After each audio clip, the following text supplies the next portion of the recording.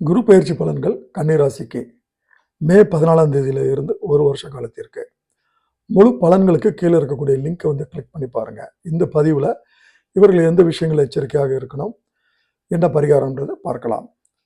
குறிப்பாக ஆஃபீஸ்லங்க குரு 10வது இடத்துல இருக்கிறதுனால பதவி சம்பந்தப்பட்ட விஷயங்கள் ஆஃபீஸில் உத்தியோகத்தில் ஏகப்பட்ட குழப்பங்கள் இருக்கும், கவலைகள் இருக்கும், போராட்டங்கள் இருக்கும்.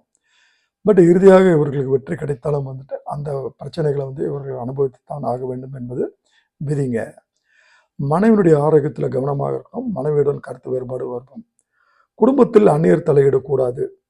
குடும்பத்தில் 3வது நபர் தலையிட்டால் குடும்பத்தும் இரண்டுபடக்கூடிய வாய்ப்புகள் தென்படுகிறது. இந்த காலகட்டத்தில் தவறான உறவு ஏற்படக்கூடிய சூழ்நிலை இருக்கிறதுனால தவிர்க்க வேண்டும். அலர்ஜி, லங் இன்ஃபெக்ஷன் வரக்கூடிய வாய்ப்புகள் தென்படுகிறது.